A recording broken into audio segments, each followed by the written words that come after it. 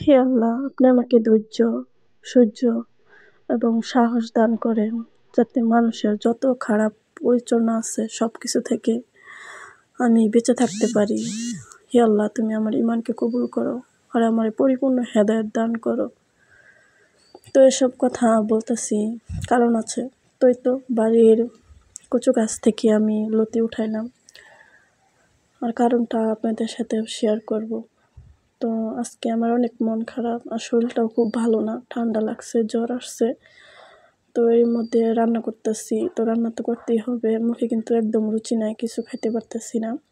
তো আমরা আল্লাহ তাআলার সৃষ্টি, আল্লাহ তাআলা আমাদেরকে দুনিয়াতে পাঠাইছে, তো সে আল্লাহর কাছে কিন্তু একদিন ফিরে যেতে হবে। অতএব হিংসা, অহংকার এই জিনিসগুলো আল্লাহ তাআলা যাতে আমাদের দিলের ভিতরে জায়গা না দেয়, আল্লাহ কবুল করুক, আমিন। তো আপনারাও সবাই আমিন বলবেন। তো এই কথাটা বলার এটাই কারণ যে আমার প্রতিবেশী একজন এত পর্যায়ে টর্চার করতেছে, কি বলবো আপনাদের সাথে, তো না বললেই নয়। তো তার পরিচয়টা আর দিব না, যেহেতু নতুন চ্যানেল, হয়তো বা যদি দেখে কিছু, তো যাই হোক, সে তার মতন চলে, আমি আমার মতন চলি। তো এত জোরে সাউন্ড বক্স ছাড়ে, আজে বাজে গান ছাড়ে, তো আমার কিন্তু অনেক অসুবিধা হয়। তো বিশ্রী গানগুলো ছাড়ে, তো এই জন্য আমি ওয়াজ ছাড়ি, গজাল ছাড়ি। তো আমার বক্সটা কারেন্ট গেলে অফ হয়ে যায়। তো আজকে কারেন্ট যাওয়ার লগে লগে আমার বক্সটা অফ হয়ে গেছে। আমি গানের বিষয়ে কিছু ওয়াজ ছাড়ছিলাম, যে যারা গান শুনে হারাম, গান শুনলে ভিতরটা নষ্ট হয়ে যায়, ইমান নষ্ট হয়ে যায়। তো সে অনেক খুশি হয়েছে কারেন্ট যাওয়ার পরে, সে চিল্লায় বলতেছে হো হো এরকম করে বলতেছিল। তো যাই হোক, আলহামদুলিল্লাহ, আমার জন্য দোয়া করবেন, আমি যাতে এরকম শত্রুর হাত থেকে বেঁচে থাকতে পারি। তো ছেলের জন্য অনেক মন খারাপ হয়েছিল, ছেলের পাশেও গেছিলাম। আসলে আমার ছেলে, বড় ছেলে, আমি 4 সন্তানের মা। তো সে আল্লাহ তাআলার কাছে চলে গেছে। চলে যাওয়ার পিছে অনেক কারণ আছে, হত্যার মতন আর কি। তো যাই হোক, এটা আর এখন শেয়ার করব না আপনাদের সাথে।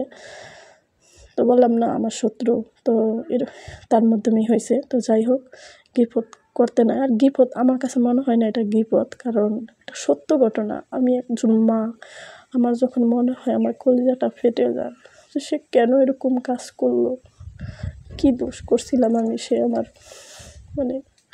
যে ফুল ফোটার আগে ছিঁড়ে ফেললো। তো যাই হোক, এগুলো আর আপনাদের সাথে শেয়ার করব না। তো আমার অনেক মন খারাপ ছিল, এই জন্য ভয়েস দিতে যায় এগুলো সব বলে ফেলতেছি। তো আমাকে ক্ষমাসৃষ্টি দৃষ্টিতে দেখবেন। তো এই যে আমার হাতে কাজ করা ওয়ান পিসগুলো আপনাদের সাথে শেয়ার করতেছি। তো ভাবলাম কি ভিডিও শেয়ার করব আপনাদের সাথে, যেহেতু শরীরটা বেশি ভালো না, তাই ভাবলাম আমার যে হাতের কাজগুলো আমি আপনাদের সাথে শেয়ার করি, হয়তো বা কারো কাছে ভালো লাগবে। তো ভালো লাগলে আমার পাশে থাকবেন, আমাকে সাপোর্ট করবেন। আর এরকম প্রতিবেশীর কাছ থেকে কিন্তু অবশ্যই আপনারা সতর্ক হয়ে থাকবেন। আপনাদের সাথে হয়তো বা শেয়ার করব কখনো, তো সে আমার জীবনটার একদম নরক বানাই দিছে।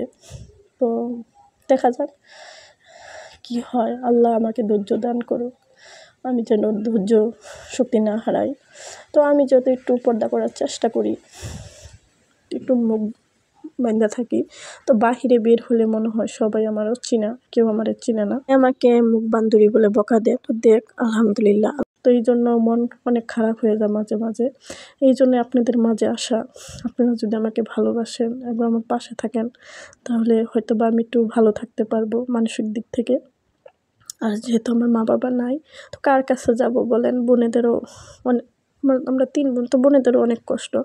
তো এই জন্য আপনাদের মাঝে আসছি, যাতে আমার মনের দুঃখগুলো যদি একটু বলতে পারি, শেয়ার করতে পারি। আপনারা যখন কমেন্ট করেন না, আমার অনেক ভালো লাগে, কিন্তু অনেক কমেন্ট বক্সে আমি যাই, কিন্তু আপনাদেরকে খুঁজে পাই না। তো যাই হোক, আজকে ভিডিওটা আমি এই পর্যন্তই। সবাই ভালো থাকবেন, সুস্থ থাকবেন। আসসালামু আলাইকুম।